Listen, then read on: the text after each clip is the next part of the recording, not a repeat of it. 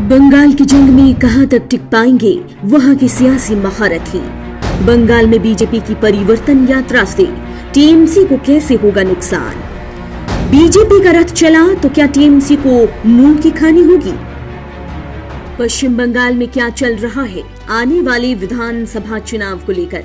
कितना गर्म हो चुका है वहां का सियासी पारा और कैसी कैसी चुनौतियों का सामना कर रही हैं वहां के चुनावी मैदान में उतरी राजनीतिक पार्टियां। आज हम इस पर ही गौर करेंगे और जानेंगे कि आखिर कैसा है पश्चिम बंगाल में चुनावी माहौल। लेकिन उससे पहले अगर आपने हमारा चैनल सब्सक्राइब नहीं किया तो जल्द कर लें, बेल आइकॉन दबाना बिल्कुल न भूलें। वीडियो पसंद आए तो लाइक करें, कमेंट करें और शेयर करें। ममता बनर्जी को जहां अपनी ही पार्टी में जारी बिखराव को झेलना पड़ रहा है तो दूसरी तरफ बीजेपी अपने रथ पर सवार होकर आगे की तरफ रफ्तार पकड़ती दिख रही है। ये चुनावी साल बंगाल में बदलाव लाने की तरफ दिखाई देता है।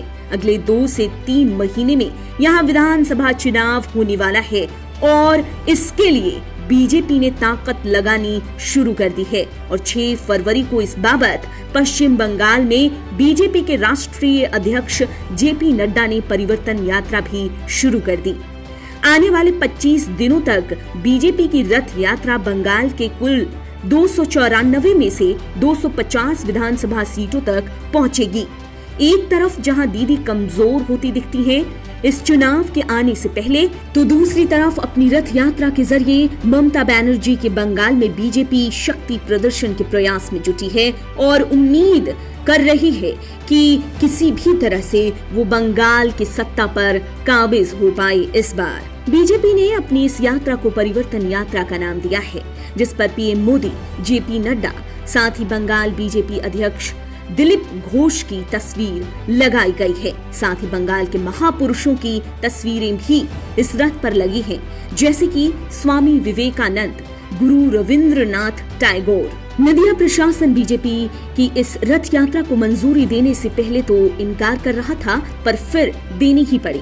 ऐसे में नदिया में नड्डा ने निशाने पर लिया ममता सरकार को और चुन चुन कर प्रहार किया। उन्होंने कहा कि हम सब जानते हैं यहाँ हमेशा टोलबाजी और तुष्टीकरण विराजमान रही है। परिवर्तन यात्रा से अब सबको जगाएंगे, पर मुझको जो दृश्य दिखा है इससे लगता है कि परिवर्तन आ गया है। ये तो साफ दिख रहा है कि परिवर्तन यात्रा के जरिए बंगाल में चुनावी जमीन और वहाँ के लोगों के मिजाज को भांपने की बीजेपी कोशिश करेगी, जिससे कि बंगाल के लोगों के दिलों में वो एंट्री कर सके।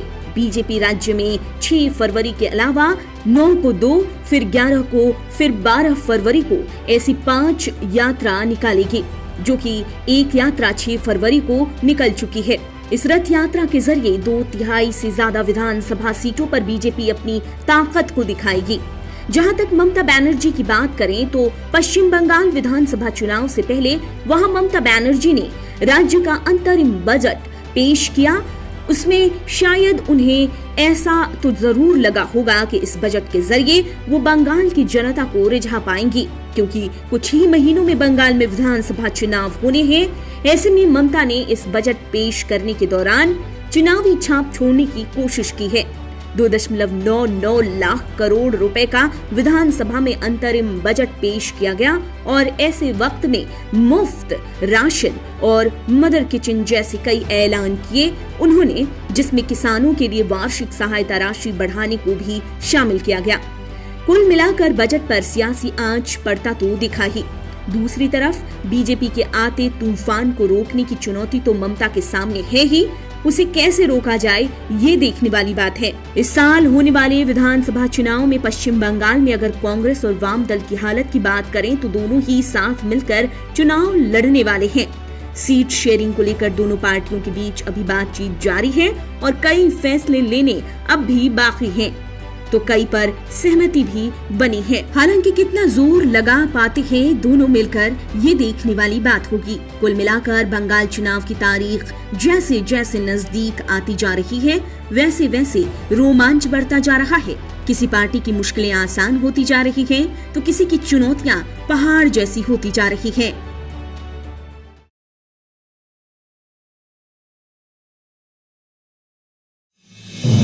आप देख रहे हैं नेट्रिक न्यूज, साहस सच कहने का।